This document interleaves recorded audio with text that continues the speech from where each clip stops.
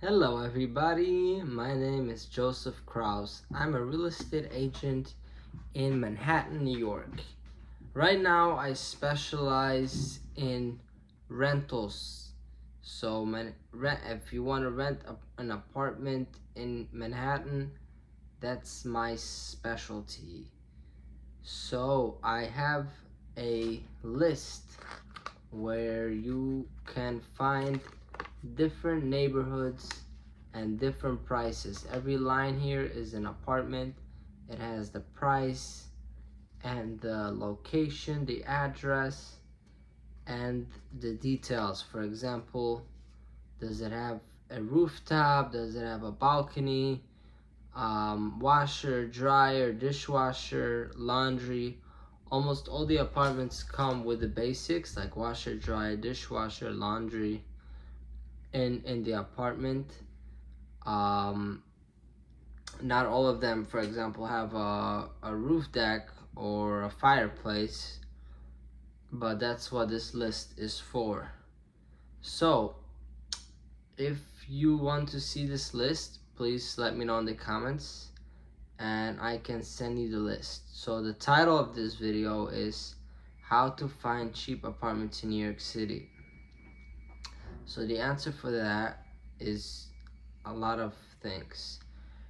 First of all, you want to find a no-fee apartment, which means you don't pay a broker fee, which right now I am a no-fee broker. So if you are looking to rent an apartment in Manhattan, I will help you find an apartment and you won't have to pay me anything.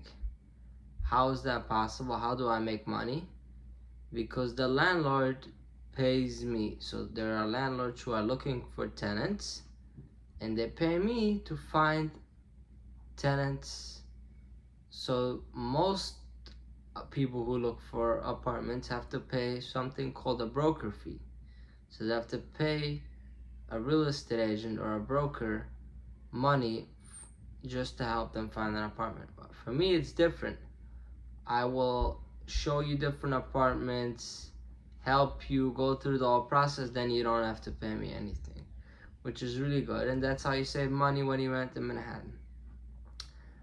Another thing, when you are represented by a real estate agent, I can negotiate on your behalf. I am a very skilled negotiator, so I can give you a better price. Let's say if the apartment is listed at $3,000, I can maybe get you for $2,500. Now that's not guaranteed, it's a negotiation. But as a real estate agent, I can tell you before what is more likely and what's less likely a price that I will be able to negotiate for you. So you always want to be represented by a real estate agent, because this is what I do, this is what we do every day. So we are experienced negotiators and experienced agents. Just like in the law, if you have anything to deal with legal matters, you want to be represented by a lawyer. Why? Because a lawyer is much more experienced, knows the ins and outs of that field.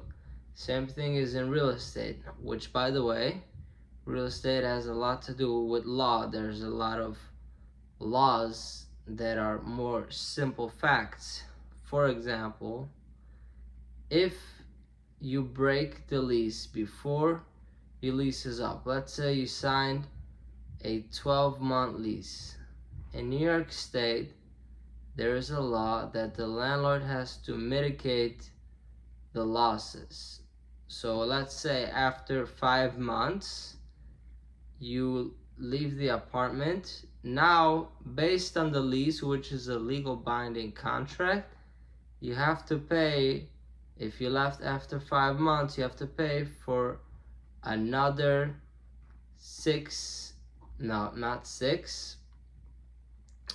another 7 months, right? So, however, there is a law that the landlord needs to mitigate the damage, which means the landlord cannot leave the apartment empty and not try to find a new tenant. The landlord has to find a tenant and do everything they can to find a tenant for the same price.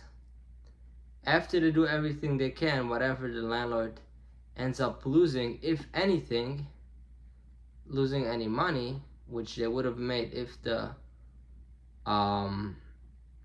leasee, person who leases the apartment, who rents the apartment, if they lose that, whatever they lose, that's what the landlord is able, that's the amount the landlord is able to sue the tenant, right? So even if you do sue the tenant, that doesn't mean that you're gonna win in court, and it does not mean that the tenant has any money. However, if the tenant has a third-party guarantor or a regular guarantor, especially a third-party guarantor, then it's gonna be much easier to sue and then collect the money. So I know I went completely off topic here, but I want to see what the feedback is gonna be, because this is interesting, helpful information for people who want to learn, whether you are a renter, just a normal person, a real estate agent. The thing called mitigating the damages. So when you break the lease in New York State, this is the law, that the landlord has to mitigate the damage. So mitigate, I'm not sure the exact definition, but basically what it means is control the damages. Okay, so you can't just let the bills stack up and then sue them for that amount. You need to mitigate the damage. So back to the topic on how you can find a cheap apartment. So first, you want to find a broker that charges no fee, a no fee apartment, right? Also, you want to go to you want to try to find an apartment in the months that less people are looking for an apartment. Those times, the rent is cheaper. Not only is it cheaper, you have more leverage to negotiate. Why? Because the landlord has more apartments on the market.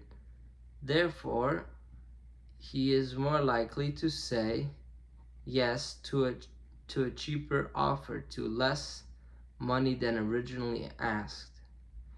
If you think about it, an apartment, for example, that's $33,000, if I'm doing the math correctly, every single day, the apartment that's $3,000 a month, every single day it sits on the market, the landlord loses $100, $100 every single day. So if it takes a month to find a new tenant, it might be more worth to go down with $100 in the rent, right? I didn't do the math before, but let me know what you think. Another way to find cheap rent is by going in less desirable neighborhoods, not desirable, rather less trendy neighborhoods. Therefore, the rent is cheaper while still being very close to the areas you want to be. So for example, in Manhattan, if you go more uptown, the rent is cheaper, but less people want to be there. Now potentially, if you're going to be there long term, the neighborhood is going to become better because of something called gentrification. Okay? And another way to find cheaper rent, and this is part of the negotiation process, is if you tell the landlord you're gonna sign, for example, instead of a 1-year lease, you're gonna find a 2-year lease. The landlord is more likely to give you a better deal. Why? Because the landlord knows that he's not gonna have to find a new tenant after 1 year and then losing money. As we said, every day it costs on average probably more than 100, but at least 100. Most apartments in New York City are more than $3,000. Maybe the average is 3,000. Okay? So, once again, I have here a list. I can help you find apartments. Also, if people are looking to rent an apartment but they want roommates, right? You can reach out or leave a leave a comment, and I can try to match people up with other roommates, especially if it's people with same mindsets, that people that have things in common. I can help them find a roommate, and together it will be much easier that way. So if you're looking to rent an apartment, a studio, 1 bedroom, 2 bedroom, 3 bedroom, an apartment with a roof deck, Uptown, Midtown, Soho, West Village, East Village, Upper West Side. Let me just read you actually. Gramercy, Maryhill, Midtown West, Upper West Side, Midtown East, Upper East Side,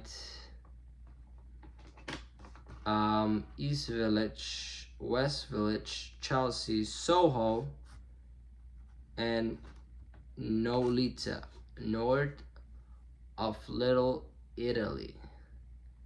If you're looking to rent anywhere, or if you are a landlord and you are looking for tenants, I can help you find tenants. I have many people who are looking for apartments and I don't have enough landlords. So if you are looking desperately or not desperately trying to find tenants, or if you know anybody who is looking to find tenants, reach out and I can help you.